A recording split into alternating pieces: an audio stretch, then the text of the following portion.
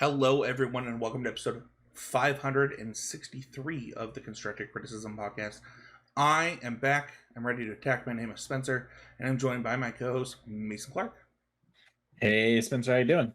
Dude, I'm good. I missed you last week. I was so busy with family stuff. I really appreciate you guys filling in, but I really enjoyed your guys' episode on the ban list. I thought you guys did a great job bringing your guys' perspective to the biggest bands in Magic history in a lot of ways.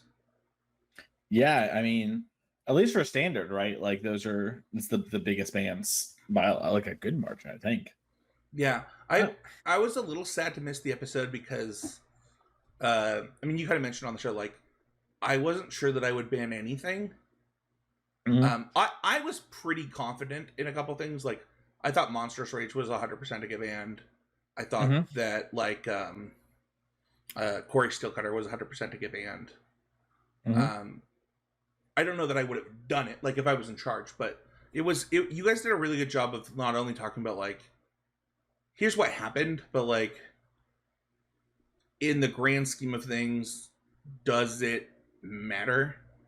And you know, I got some feedback about like I don't know if I'm gonna buy Magic cards anymore, and I was like, really? Like, is that the outcome of this ban? Because Well, I think they did say they wanted to try to make your standard cards last longer, and so I can understand someone who's burned and they're like, okay, I'll buy in, and they get like one or two decks, even if they're cheaper in standard, and they like the one thing I think we did a bad job on last week is not acknowledging how much of like people just lost decks, you know. But I don't even know if that's true. I think that's the reason that I didn't hate the bans as much as I thought I would have. Like, I think that they're still good red aggressive decks. I think that they're still good Izzet decks. I think unless you owned like a bunch of bean decks, I think that you're pretty set. Yeah, I mean, I think the Izzet decks have turned out to be pretty good. And the red deck's fine. Like it might even be great. I haven't played a lot against it, so or with it, so I don't really know. But yeah, I think I guess from my perspective, if you were someone who was on the knife's edge, and the last year was sort of you trying to like be like, okay, I'm taking a leap. I understand y'all don't want to have bans, and then you see this, it is probably not the like deciding factor or like the biggest factor in the world if you would like look at a pie of choices WotC's made. But it's hard for me not to think it's the last 5% of a loading bar. You know what I mean? No, that's fair. That's a good point. Yeah, and you know, and I'll be honest too. There was like a little bit of frustration about like I guess I don't really have a deck now. And then I realized I own blue black mediums or whatever from before the ban. Mediums. Yeah, that's what I like to call the deck. And so it's like I was like, okay, I guess I have a deck still. That's so funny. I was thinking about this the other day about like how we call that deck mono blue crappers, and people didn't like it, and I was like, I mean, this deck is that like it's just like really crappy creatures like. Yeah, blue black mediums. all my cards are medium, and then Curiosity, Kaido, Cut Down, and Spell Pierce are insane. And I know they don't play Spell Pierce in that much, but like you have a couple cards you can play that are really good. You know? It's like I draw those cards, and I'm like, holy cow. We are not going to talk about standard much today, I don't think. We are going to be talking about modern. We're going to do a modern deep dive. It's kind of the last leg of RCQ seasons. I know that people are talking about getting their second qualifications. They've got, you know, I think they have four. Is it four? I guess the time I'm recording, it might be 3 weeks left of RCQs. Yeah, I think so. And we have data, we have metagames, and then I went through and did our power rankings for all of the challenges since July 4th. So July 4th weekend to today. And we have a lot of data, and I'm just going to go over. But no showcases, really quick, just to clarify from the week. I mean, there were no showcases. Well, there were showcases the week prior. Oh, right. Yeah, I just want to make sure that like we did not account for that data here, which I know some people weigh those things differently. They're a little more inbred. You know what I mean? I just wanted to clarify that like this is the last week or so of data. Yeah. Sorry, I just wanted to make sure. No, you're good. And to jump on top of that, modern challenges are a little bit smaller than they were. I don't know, like a month ago or so. Mhm. And because of that, I actually excluded top 32 data. Basically, everything in here is top 16 finish or better.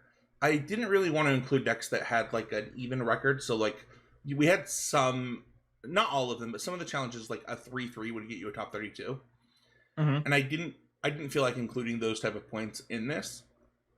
Mhm. But I'm just gonna break off the, I don't know, the top 8 decks really quick for us, Mhm. and then give the honorable mentions. Living End came in with 13 points. Esper Murktide came in with 13 points. Jeskai, this is like the Jeskai Energy Control deck, came in with Mhm. 15 points. Esper Mid came in with 21 points, tied with Eldrazi Ramp, also at 21 points. Then we have another tie at 25 points between Amulet Titan and Zoo. Mhm. And then Boros coming in with 41 points. Mhm. And kind of some of the data in here is wrong because I used AI Mason. There were 29 decks that got points. The top performer was Boros. The lowest scoring decks were Mono Black, which doesn't really surprise me, Mono White, and Orzhov Mid. I Some of these are interesting because like Orzhov Mid, when you look at the data, just all that happened is people started adding blue to the deck.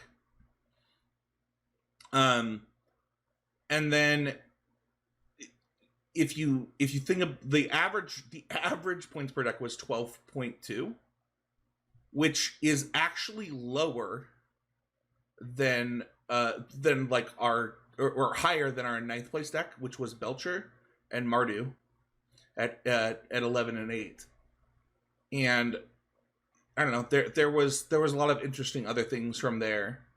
um what is interesting to me, Mason, that I guess I'll start us with, is that Zoo had 10 finishes and Mardu Mhm. had 17.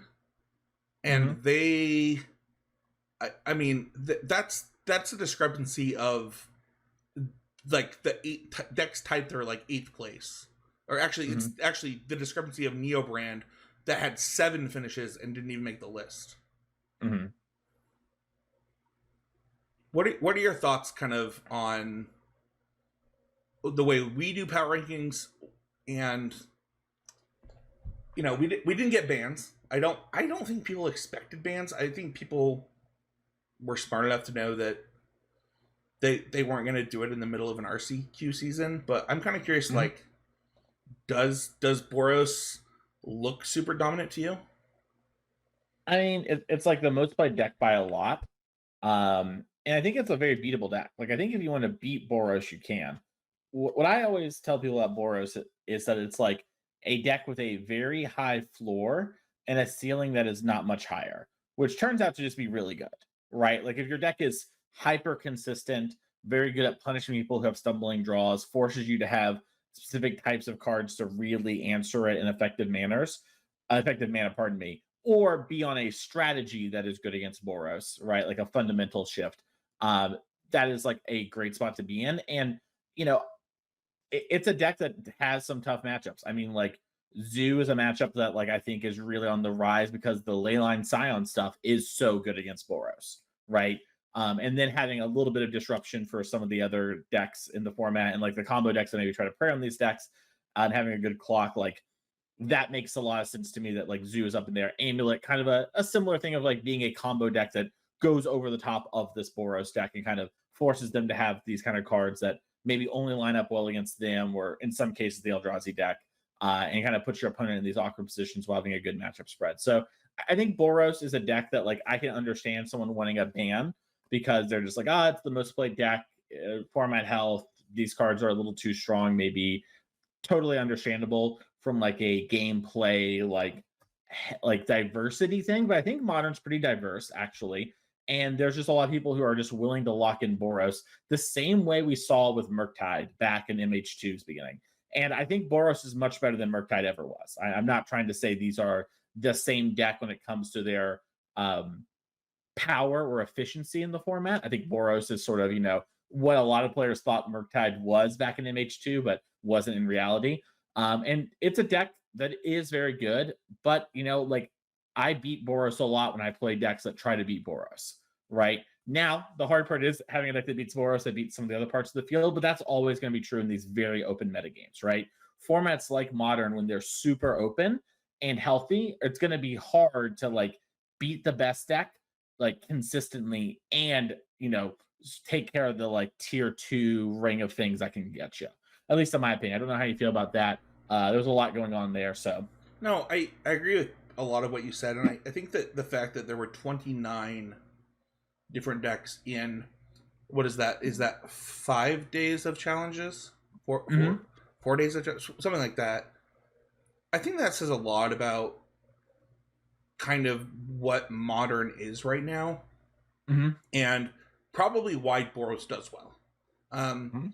I got the chance to play some Boros this week, just to prep for this podcast. To be honest, like that, I just Matt Kling was shocked. He's like, "What are you doing?" I was like, "I'm playing some Boros in Modern." He's like, "Don't you hate that deck?" I was like, "Yeah, but I have a podcast. Like I still have to play the deck." And one of the things that was pretty evident is that you're just in so many games. All your cards are really efficient. All your threats are very efficient. Your overall game plan is like pretty easy to execute, and also has aggressive lines, which means that it's naturally good against BS. Mhm. And I don't know. I don't think that Boros being the best deck is a problem. And I actually kind of wonder if the data from our power rankings is a little bit biased towards the challenges being like people are just going to play Boros because it's a good deck. Mhm. Yeah, no, I think that is one of the problems with Magic Online data and power rankings, right? It's like there's an incentive to just top 16 to make a bit of money, right? And there's not much incentive to innovate, and Boros just is very good, right? But I don't think Boros is the best deck.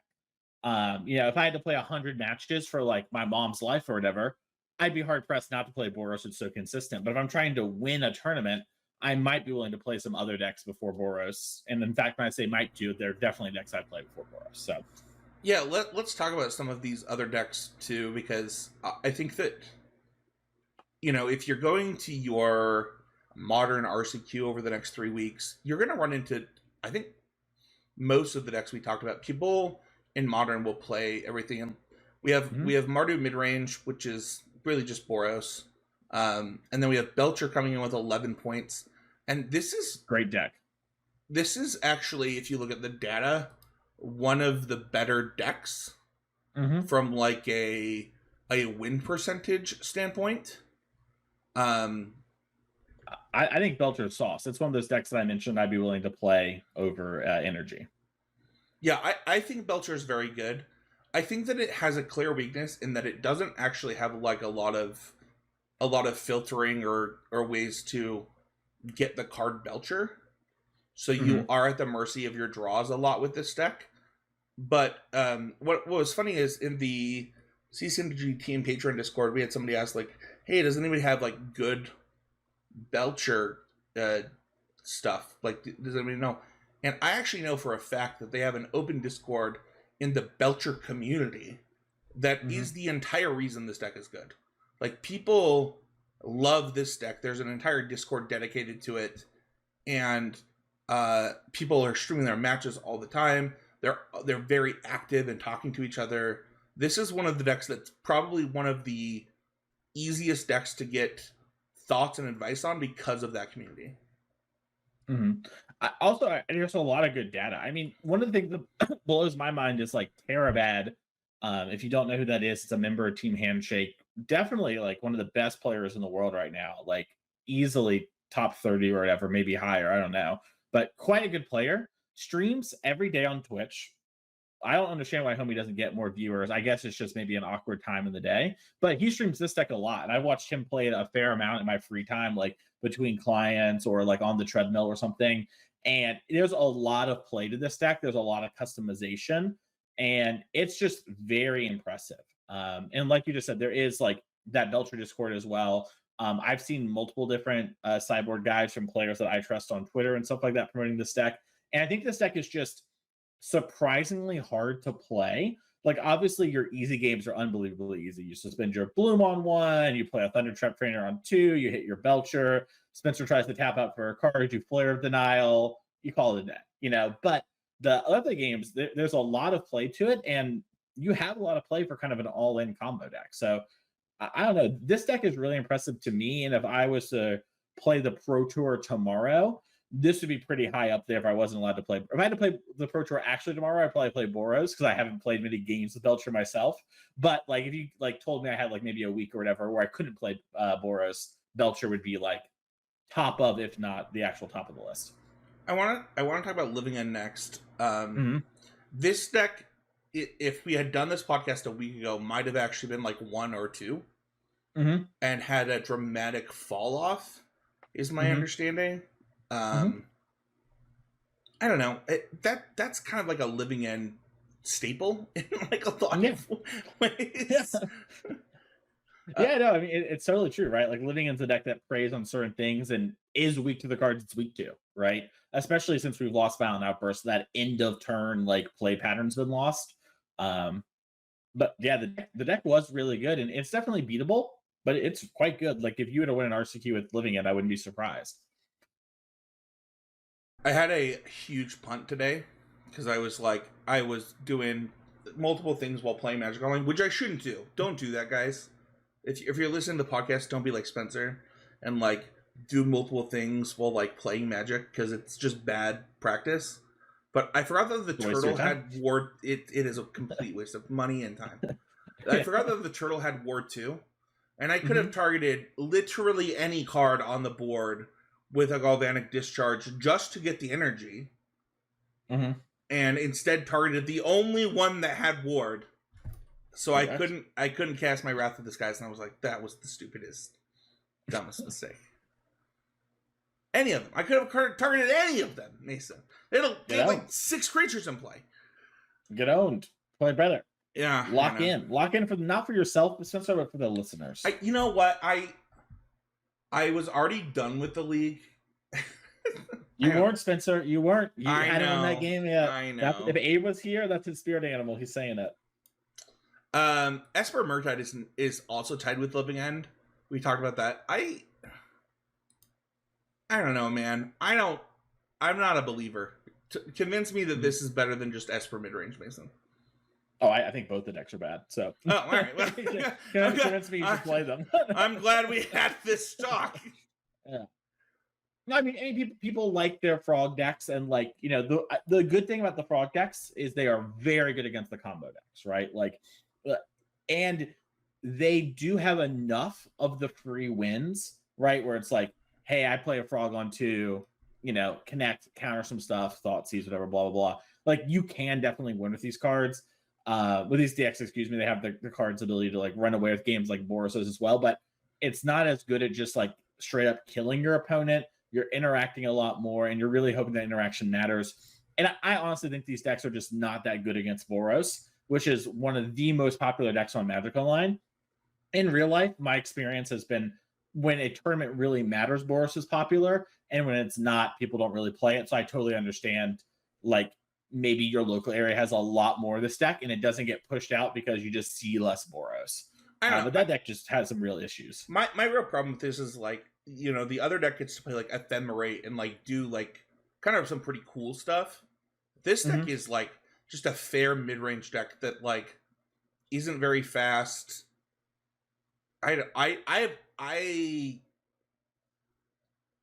was a lover of the original Murktide, and like Mason gave me so much crap for it, but like we're so far past that style of deck. Like you gotta give it up, fam. It's done.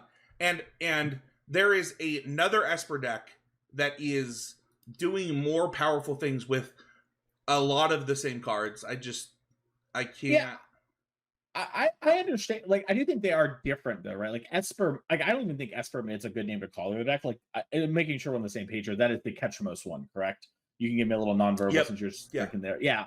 And that, in my mind, that deck's much more like tap outy, control-y. It can definitely play a mid-rangey game, right? And maybe that's like a me thing.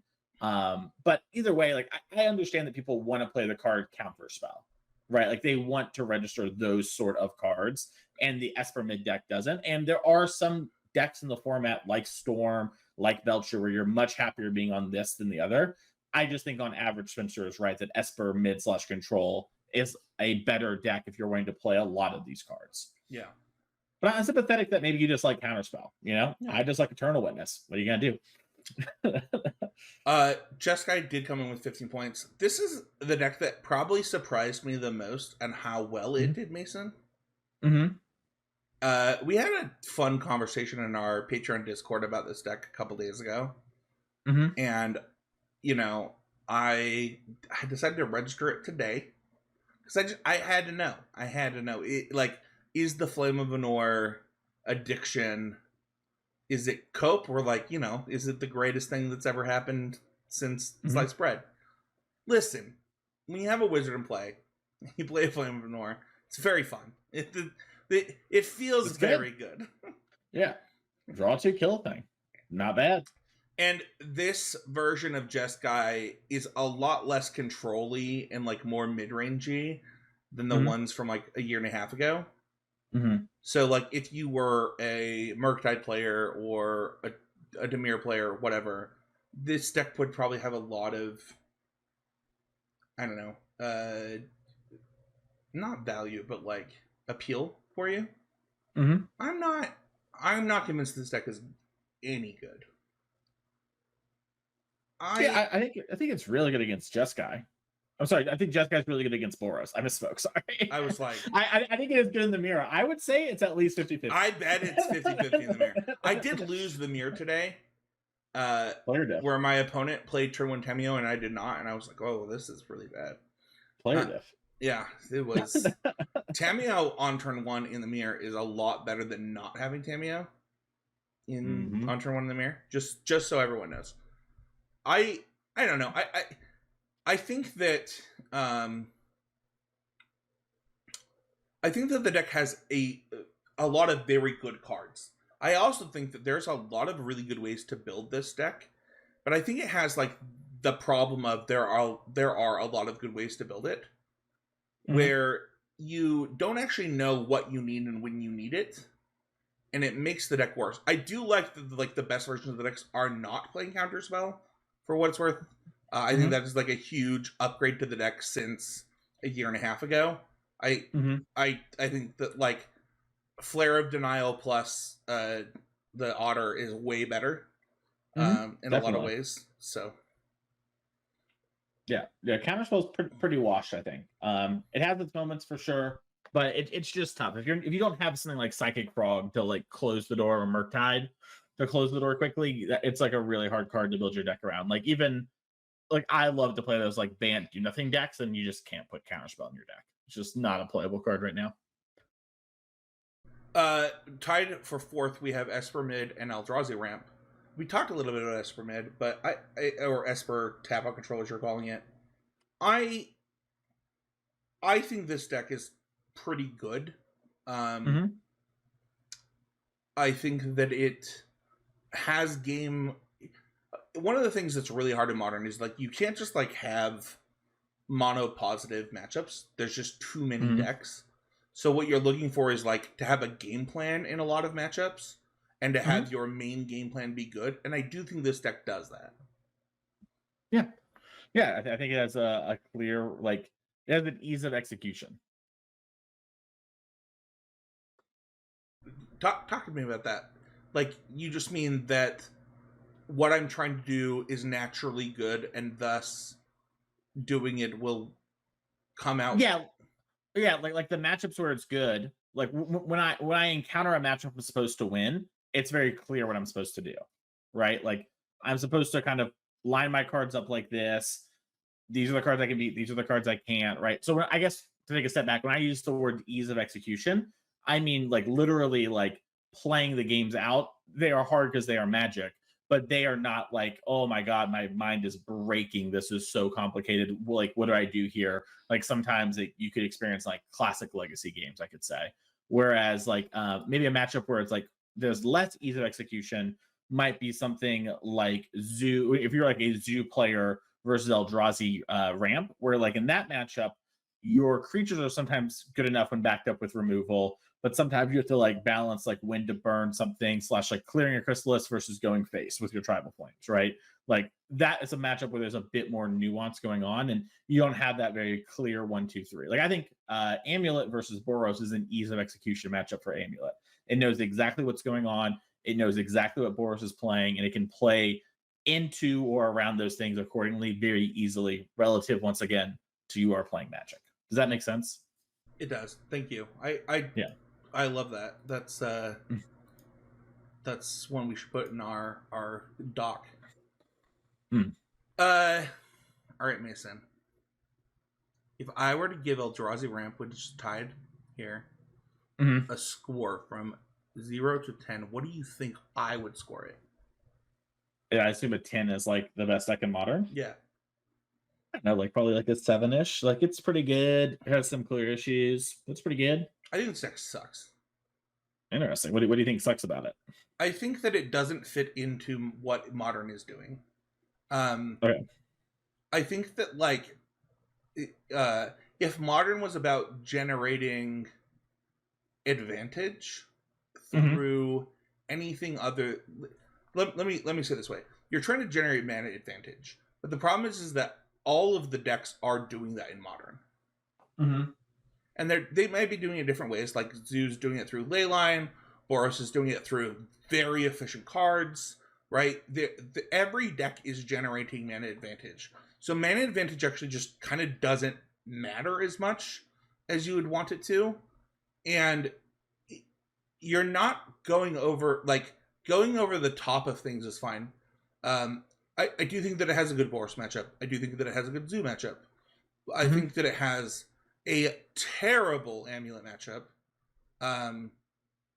And I think that it has a pretty bad Esper mid and Jessica matchup. Like you're not doing anything that I would want my ramp deck to do as like a person that loves ramp. Mm-hmm. I would give this deck like a 6. Like it's a good deck in the format, but I would not register it. It's so funny to hear your first words about it and then end on it's a 6. 6. Yeah. Hey, the discussion is more important than the score. Yeah, no, I just thought it was funny. Yeah, no, I think like it is true that like Eldrazi decks typically are really good against decks that are trying to generate lots of cards, and you invalidate a lot of their cards, right? So classic 4-color control is a good example, but like that modern deck would probably struggle against this Eldrazi ramp deck. Yeah. Even if you could prepare for it, there's just I guess you have consign. It might actually be very easy, but if you draw your consigns, but you need to draw your consigns. Dude, most of the lists were not playing consign out of the board. Of the Eldrazi ramp deck. Yeah.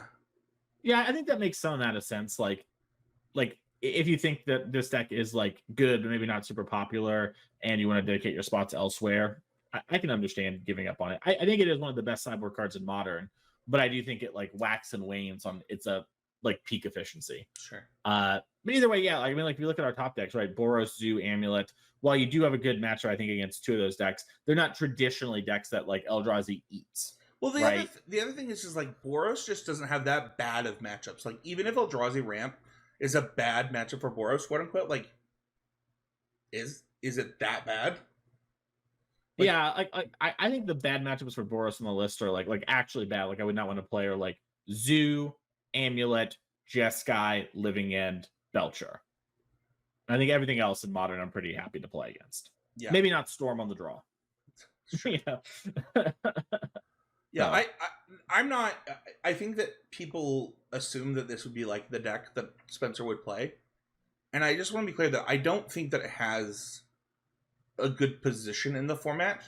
I actually think that it has the same problem in the rankings that like you're seeing the results of people that just have played a lot of this deck for the last 6 months, and they're continuing to play it and put up results when it probably isn't very well positioned.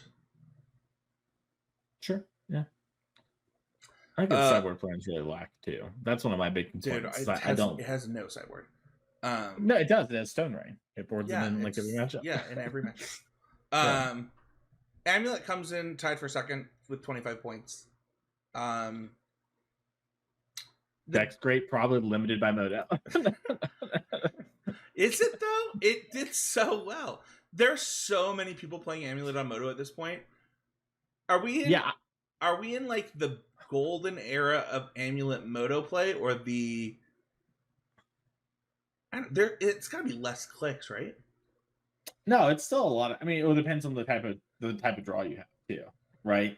I know plenty of people who just don't play Amulet on Moto who would play it in real life because it's too many clicks, or like it's too annoying to deal with the UI. I also know people like Nathan and Guiltleaf who will play Amulet every single challenge, will stream every single day, and will also sometimes just mess around because he likes clicking. So there are Amulet sickos out there, don't get me wrong. But I think the deck is quite good. It is one of the best modern decks in my mind. It's very like, you have to put a lot of time in. It's very rigid. You can beat it if you want to, and it does fall on its face a lot harder than Boros does. Like Boros's hands are just all so similar and so consistent. Amulet, you will just have more games that you're just like, gotta go to 5. You know what I mean? And it's not because you can, it's because you have to. I think I was saying this in the CCMD Patreon testing team. Like, I would love to play this deck. Again, I did eat my vegetables at one point and learn Amulet, and the deck is very different today than it was then. Mm-hmm. I have a concern though. The Amulet used to be pretty good at beating nonsense, and I actually feel like it's really bad at beating nonsense now. Like, nonsense actually kind of beats Amulet now, and that I don't like that in my big mana decks. Is that true? What, like when you say nonsense, what do you mean? Like it still turns 3 people really consistently. Yeah, I would say like, first of all, it has an abysmal Belcher matchup, which I guess isn't nonsense anymore. Yeah, Belcher's a real deck. And I don't know. I guess it just has like a bad combo matchup. Maybe what I'm feeling is like it's bad against combo decks. Yeah, but aren't most ramp decks, right? Like also it's bad, but it can turn 3 people. Like how bad can it really be? Well, according to the data, it has a 22% win percentage against Belcher. Yeah, but I'm not. But right, like I think the Belcher matchup's atrocious. Like look at all the cards Belcher has, and like it's like I'm just saying yes, that one matchup's probably bad, but you're saying like it's bad against combo decks. Like, yeah, it's bad against Ruby Storm is gonna dumpster it every time, right? Yeah. Yeah, like, but you can, like, there are like theoretically ways you can get out of it that aren't unrealistic, right? Like you're on the play, the deck can easily produce 2 amulets on turn 3 with like an Urza Sagi type draw, and you just go for it, right? All this being said, top 3 decks for me to probably register in Vegas. It's very good, yeah. No, it's really good. It is. I think it's just more polarizing than the other decks on the list. Mm-hmm. Where like. But it has the thing that maybe I'll say it this way, Mason. The thing that it has going for it has a little bit of Parmesan. It's got the cheese. How bad can the matchup be? I can turn 3 anybody. Yeah. It's got the cheese. Yeah, I mean, like, I would not want to play Belcher v Amulet Titan from the Titan side, but like it is just a thing where it's like the deck has some raw strength to it. That's very, very good. And I think you just feel it a lot with Amulet because you're right. Like you don't have the ways to like solve these matchups. Oh no, so there's nothing you can do. Like, yeah. The thing is like even if you were to change 15 cards in your deck, you're not changing some of these matchups because you still have to execute the same game plan, right? So yeah, as my one friend Siegel says, his favorite term in Magic, which means nothing to him, but I swear it means something, is structurally, you cannot change this problem. Your deck gets built and has to operate in such a way that you cannot solve it. You have a structural issue, right? And that's just sort of the way it is. Now, you could maybe from the ground up take the Amulet Bounce Land engine with Titan and redo it, but you have to rechange the whole deck. And at that point, is it really worth the squeeze losing like probably in these other matchups to like that speed and efficiency that makes you good against things like Boros and Domain, our top 2 decks this week? Yeah, I mean, to be fair, Amulet is tied with Domain. Sure. Let's talk about Domain though. Domain aggro, tied with Amulet. I think this deck is from what I've seen from the internet, Mason. You could correct me if I'm wrong. Is this deck both loved and hated equally? Like, people either think this deck is terrible or the truth. Yeah, I think this deck a lot more like living in personally, where it's kind of like when it makes sense, it's very good, and the rest of the time it's fine. You know what I mean? Like there are weeks where Domain Zoo is just like the deck you should be playing if you're not willing to play like one of the de facto best decks and you want to like metagame, but it is not always the best deck. And I think when you think about modern and you hear people talk about it, they're going to have those strong polarizing opinions based on the kind of decks that they play. And like maybe a lot of people who are just slam Domain Zoo all the time. And so they think less of it, right? Like if you're a Domain Zoo one trick, your deck's probably always fine, but it's never like the best choice consistently, at least not often. I'm a big fan of the card Stubborn Denial. Perfect. And you know, you don't have to do a lot to convince me to like register that, and all of these decks are playing 3 to 4. Mm-hmm. So I think that it's so funny because a lot of people would say that like Ragavan has ended its time in Modern, but our top 2 decks are Ragavan decks. Yeah, I mean, Ragavan is just a card that's good in Modern, and it's like there was a while where it's just like so clearly running away, and there weren't things on the ground that competed with it enough, right? But now we just have more things that compete, more one-mana interaction. It, for example. Yeah, Tameo blocks it. You know, Ocelot Pride blocks it very well. You know, like there's just more things being on the ground, and so Ragavan is like not this game ending. You can play, you know, protect the queen and it will run away with the game. One of the things that this deck has an interesting, I don't know, conversation about is Tribal Flames. Some people are 0 Tribal Flames gamers. Some people are 4 Tribal Flames gamers. Where do you land, Mason? I think it's like a week to week thing, and like what does your role need to be? Do you need to be more ending the games right away? Do we need to be stubborn denialing type stuff more, right? Like sometimes we see consign in the main deck of these decks as like a 1 or a 2 of, right? That makes a lot of sense to me that maybe you want that card in some weeks, and that card might lead you to having Tribal Flames out of your main deck or maybe in your main deck accordingly. And so I don't mind having 1 or 2 of them. I mean, 2 mana, 5 damage is just a good rate or whatever, and your deck at its core is sort of, you know, tap out, play threat, protect it, kill your opponent. So having a little bit of reach is not the end of the world. I think it also matters on like what are the threats going around that like, okay, if there's a lot of Oculus, for example, maybe I'm happy to have this deal 5. Then if there's not a lot of that and there's a lot more Amulet Titan or Esper mid-range, for example. Zoo came in with the second most finishes kind of over that little stretch. Do you think that that's a good Zoo time? Do you think that that's I don't know. I think it's a good Zoo time. Like makes a lot of sense versus Living End. Makes a lot of sense versus Belcher, I think. Has enough interaction, can kill the opponent quick enough, excuse me.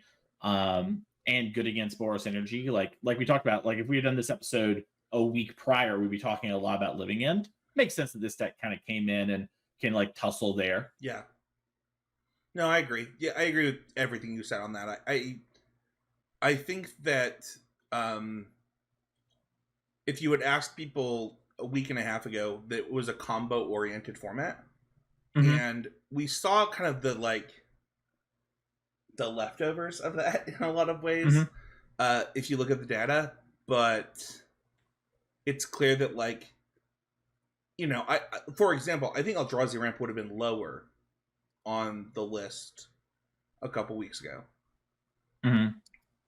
I think Esper Mid would have had a harder time. So,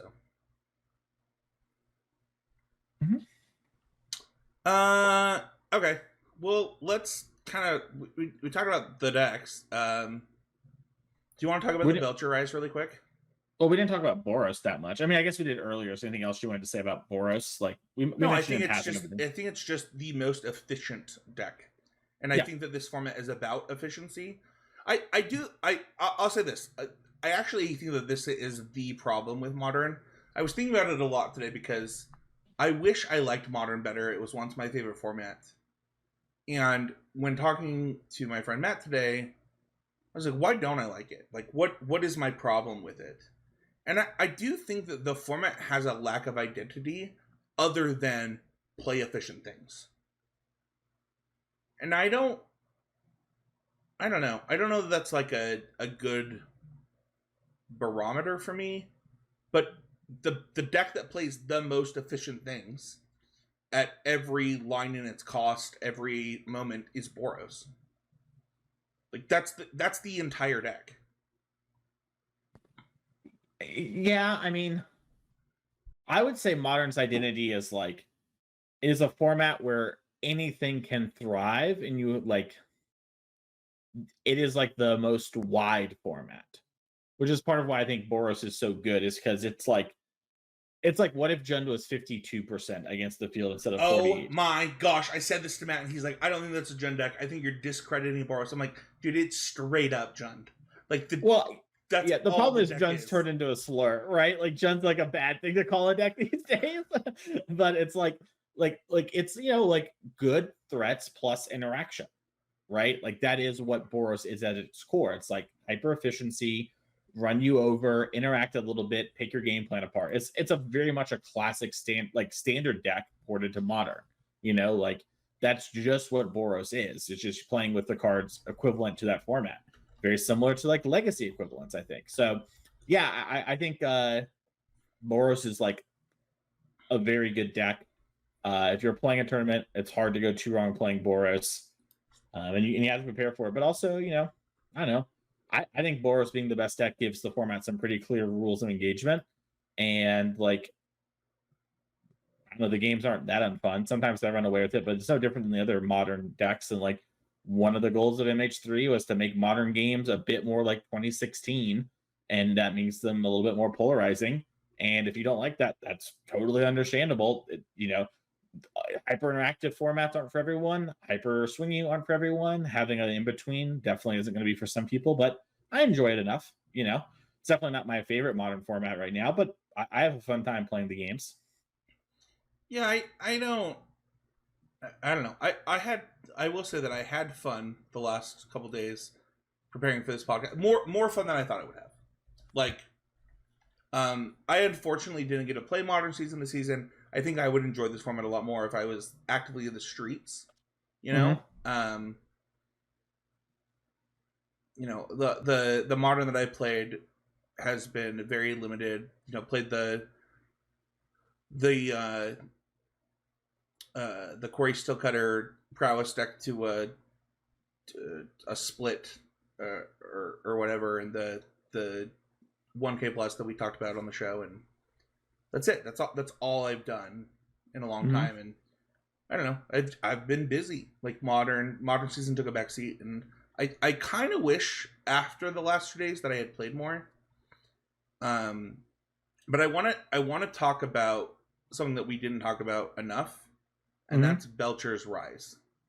Mm-hmm. This deck actually has a pretty good matchup spread, and I think that according to multiple data sites has about the same number of bad matchups as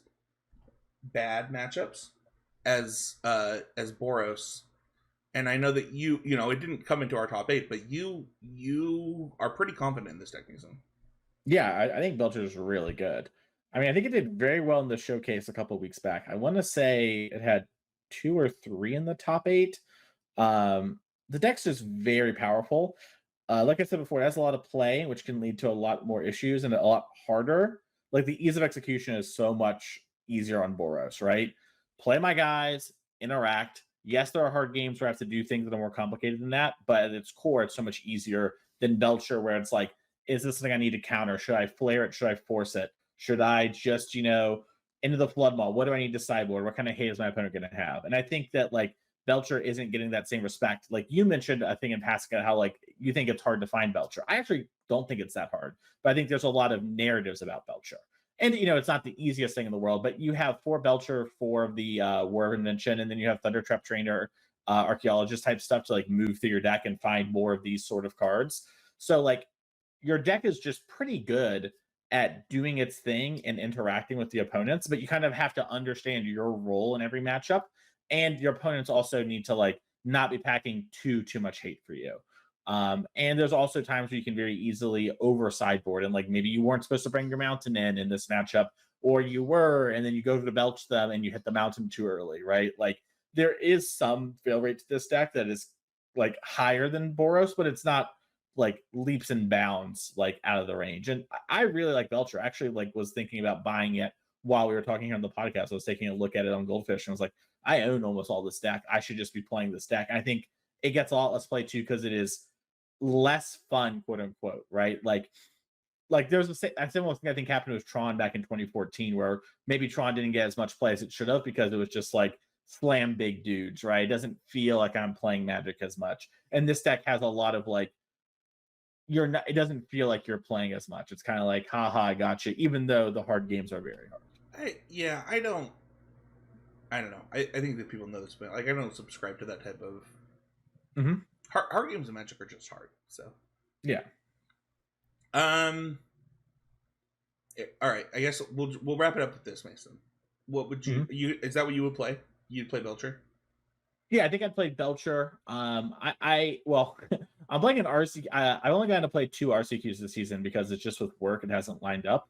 And I scooped in the final, not the final, excuse me, the top 8 to a friend of the last one because she really wanted the invite. And I was like, I probably will go, but not 100%. So we kind of just played and then I scooped. And I'm playing one this weekend and I'm playing like cards Mason likes. But if I had to play for like stakes, Belcher's really high up there, especially if I can get some games. Like I think I know generally what I'm supposed to be doing and generally what to do, but I haven't put a bunch of time on it because I have been watching other people play it. And I think it's a deck where I would need to get a little bit of just like my hands on it compared to a lot of things I feel like I can watch and pick up. But yeah, I would love to play this deck. Amulet, pretty similar position.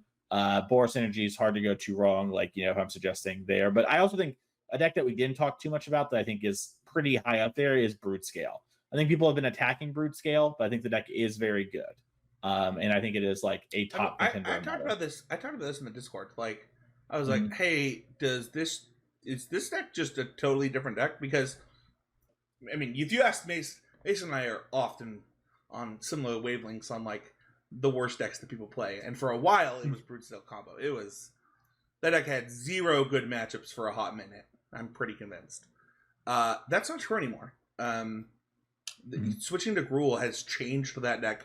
Writhing Chrysalis is just very strong. Yeah, just completely changed the deck. So I don't hate that. Maybe that's something. As someone learning Pauper the last week, Writhing Chrysalis is really good.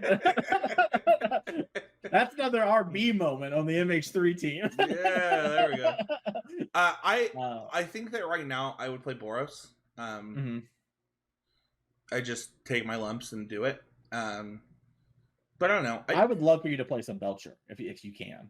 I think you would really like it. Yeah, I'm going to try a lot of stuff before Vegas. I tried Jeskai today, and I thought I would really like that deck, but it was so boring. It was not for me. Fair. I don't know. I right now it'd be Boros and Amulet, but we'll see. Yeah. We'll see. That is going to do it for the main topic. Oh, go ahead. I was going to say, there's like 3 sets between now and Vegas, too. So, a lot's going to happen. Yeah, I can't believe that's in November. That's so long. Yeah, it's a long time from now. That is going to do it for the main topic. You can check out our sponsor, Untap.gg. They are the best deck tracker on Arena. You can use the link in the show notes. Every time you do, we get a little bit of a kickback, and we appreciate it. You can also use Mana Traders. The best way, that's how I've been playing Modern. If anyone's like, Spencer, how are you playing all these Modern decks? That's what I'd be doing. That's how I am recording videos with Matt. We're gonna probably do, I think we're gonna do a Modern video this week. I'm not sure. Here on the YouTube channel, You can use the code CCMTG5 right now to check out Mana Traders and go from there. If you want to become a patron of the show, go to patreon.com/CCMTG like Matthew. Matthew, shout out. Thank you so much. And if you become a patron of $5 or more, you get access to the Patreon Discord, which gives you access to the Patreon question, in which Holden says, how relevant is old written Magic content today? Would you still recommend like next level Magic, for example? Mason? Oh my God! I just forgot. We forgot to give Abe the shout out that he's been playing Hammer and crushing it in Modern, and so have other people. I just want to say that real quick before we get into it. That's for the people who don't stay past the main topic spin, so they don't get that one. Yeah. You're out after Modern and you don't get to hear it. Abe loves Hammer. Abe has hated Hammer for a long time, so I think it might actually be good. As for the written content, I think there is some that's pretty good. Not everything is going to translate perfectly. Game has changed. Design of the cards has just made the game a little different. But there are some of it that's really good and really helpful. And I think there are good learnings to be had still from lots of different articles and different things. And I think that like you can get a lot from stuff, even if it isn't maybe one-to-one applicable. Like I just don't know what happened to this article I wrote for Card Kingdom that I really liked, and a friend was talking about it, and we can't figure out what happened to it. But I wrote an article like Thought Season 2. That was like one of the articles I was more proud of. And it's just basically the idea that that's a good title for an article. Yeah, I think the engagement was insane on that one. Basically, the whole idea of the article was less even that you should Thought Season 2, but more you should have intentionality with your play, right? And it's like just because you have Thought Season 1 does not mean you should Thought Season 1 every time. And anyways, that like I think there are a lot of things like that where maybe even if it is changed a little, you can gain some stuff by like really reading and reflecting on it, even if maybe not everything was one-to-one. But there's still lots of great Magic articles out there. And I think I know Abe has it saved. We can get it from Abe, but someone about a year ago went and threw like all the old SCG and Abe does. Channel 5 Abe, I was literally thinking this while you were talking. Abe does have. I will try to get that from Abe and put it either in the comments or the show notes of like the legacy articles of Magic. Yeah, basically for people that don't know what it was, it's basically a collection of all the old articles that like this. To be fair, it's just one person's opinion, but like they went through and wrote it, and they put me in there twice, so they have to be right. Send somebody your thoughts on this topic. I actually use old written Magic content in coaching. If you have been coached by me, you probably have heard me reference the level 1 full course by Reed Duke multiple times. I think that it is, if you're ever going to go back to the basics of Magic and you're going to really hammer into things that you already know, but you have, I don't know, internalized that you can't explain it anymore, I reference it all the time. And, you know, what was funny is I actually downloaded the PDF I actually own Next Level Magic, and I haven't read it in, I don't know, it's so long. But I actually downloaded it again because of this Patreon question. I think there's so much value in historical content in Magic because we stand on the shoulders of giants, like in a lot of ways, and I know that this podcast wouldn't exist without the people that helped us create it. You know, we're 563 episodes in, and I remember when we did Managing Your Resources, and it was on the mothership, and it was our most listened to podcast by thousands and thousands and thousands and thousands of listeners. Because that's what Magic was about at the time. It was Energy Standard, and it was about managing your resources and understanding resource management. And yeah, I think that a lot of these have a lot of value. It is. Honestly, Mason, I'm just gonna be a buck with you, okay? It really bugs me that we don't have people writing this stuff anymore. Like, no one's paying like Simon to like write this type of stuff, and that's crazy. That's crazy. He's like the one of the best players in the world doing having these insane runs, and like nobody's paying him to like share his knowledge. It's so well, they are. It's on patreon.com slash Simon Nelson. Yeah. I mean, I haven't been a part of Simon's Patreon, but I've talked to Simon. He's incredibly smart and well spoken. I would highly suggest anything he ever puts out. But yeah, it is weird that it's not like, I mean, it's not weird. It just wasn't profitable, right? And it was just a lot of people selling something, and eventually, they're like, hey, we're just not getting the return. As someone who wrote for both Card Kingdom and TCG Player, and like both those places ended this podcast was sponsored by those type of websites. Like I get it. It's just like I don't know. I feel like Magic's missing something now. Yeah, no, I guess I was more explaining for the listener. I know but yeah, I know it's weird how much things are Patreon locked these days, because I think there is a lot of good content, but you have to kind of pay to see. And even if someone is great at something, you can put out something that isn't your best work. Like I definitely have some things I'm not the most proud of that have like been pay gated, like on reflection. And at the time I thought I was doing fine or whatever, right?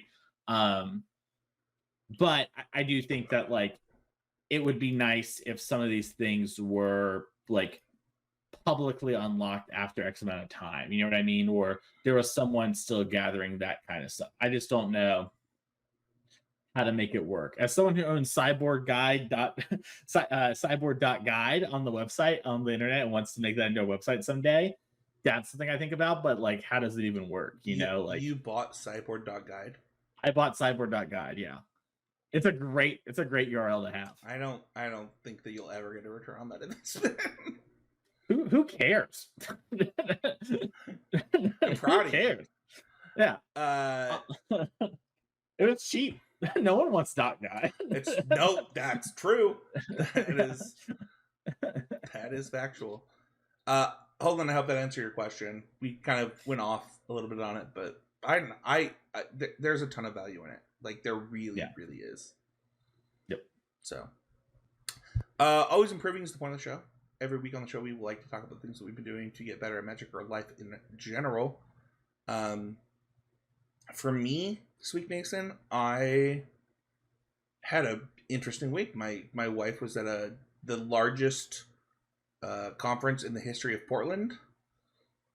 For anything, and it was for teachers. And I had the kids all week, and one of the things that I kind of learned, and the way that I tried to improve, is expectations on time. I think it's so easy to like think I'm going to do this at this time, I'm going to do this at this time, and whatever. And when you're a dad, it doesn't always work that way. And I tried really hard not to set any expectations with anybody. Oh, my wife is gone. Just say like, hey, like if we get to hang out, cool. If we don't, cool. If I get to play Magic, cool. If I get to play Smash, cool.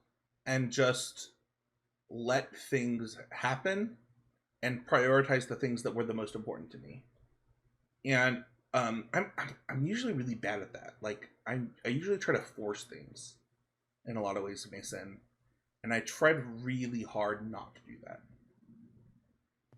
Mm-hmm.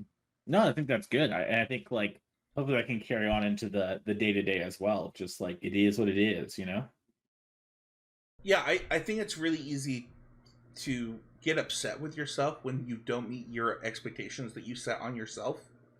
Mm-hmm. And with my wife gone and stuff, I didn't want that to happen.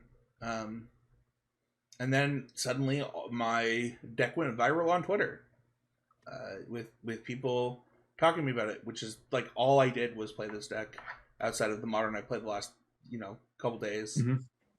And people asking me about it, and it's like, well, this is cool. Like, this is what I decided to put my eggs into because I was having the most fun, and to see that rewarded was really cool. Mm-hmm. That's awesome. What about you? My favorite moment this week really comes from just trying to like maintain this staying offline.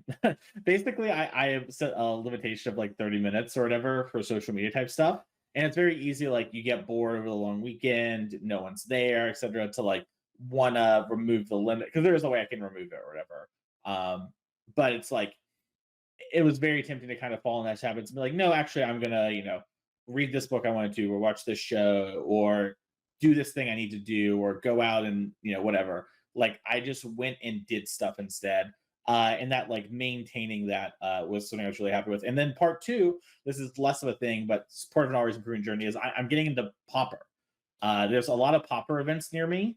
It's like one of two formats I've never. I guess that's not true. I probably had 50 to 60 matches of Popper played before this last week. Over the course of like my Magic life, where like Vintage is the other format I've not played much of, and I'm sub 10 games. So like Vintage, I'm really not sure what's going on outside of what I hear.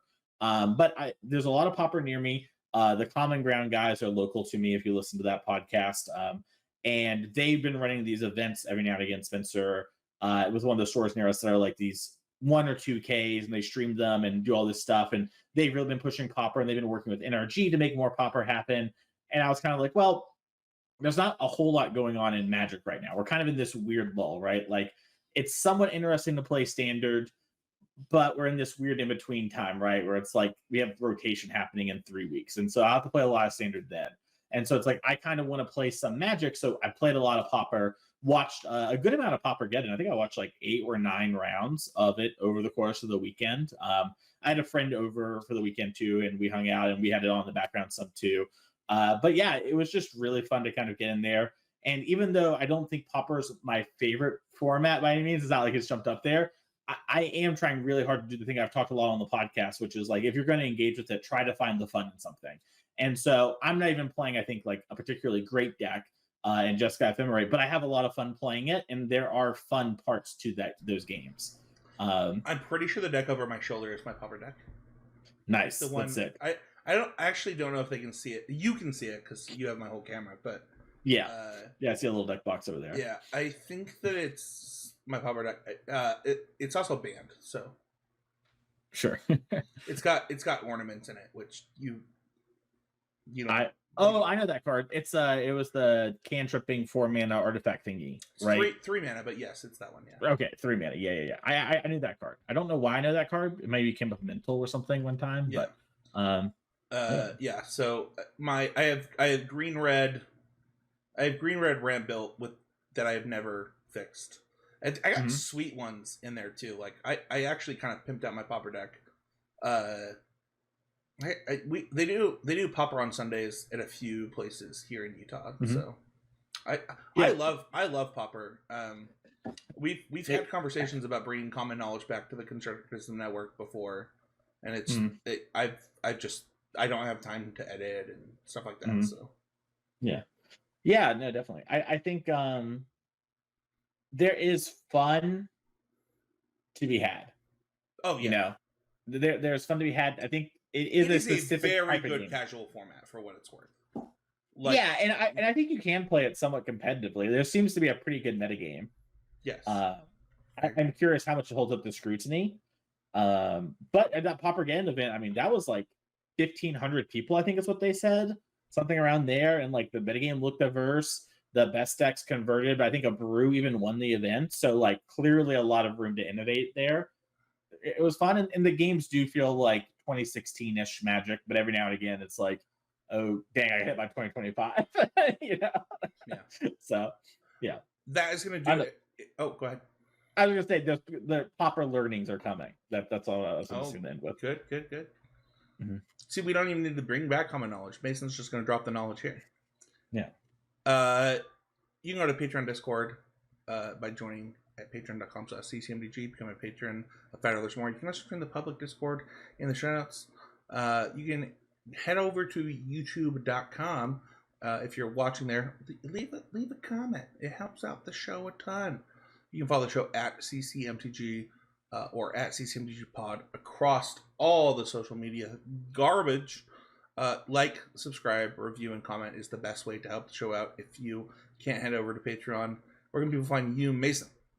You can find me on Twitter at Mason E. Clark. You can find me at twitch.tv/TheMasonClark. And you can reach out to me for coaching on Twitter at, once again, Mason E. Clark, or my email, masoneclark gmail.com and put coaching in the description. That way I know you're coming out. I have some availabilities right now. We're in a bit of a lull. So especially if you want to work on fundamentals, now is a great time to reach out. You can find Abe at More Nothings everywhere, as well as at more nothings at gmail.com. You can reach out to him for coaching. I have some coaching availability right now. I want to just thank the people that have believed in me over the last little while and have reached out. It is really cool, and I appreciate it. I also want to say that after the team podcast on the show and listening to other podcasts talk about teams, I am still very interested in coaching teams for RCs. If you are looking for a coach, I believe that I have a unique skill set that aligns with things that make teams successful, and I would love to talk to you. You can do that at spencerhowland@gmail.com, as well as just reaching out to me on all that social media garbage. Thank you, everybody, so much. We'll see you all next week with a brand new episode of Constructed Criticism.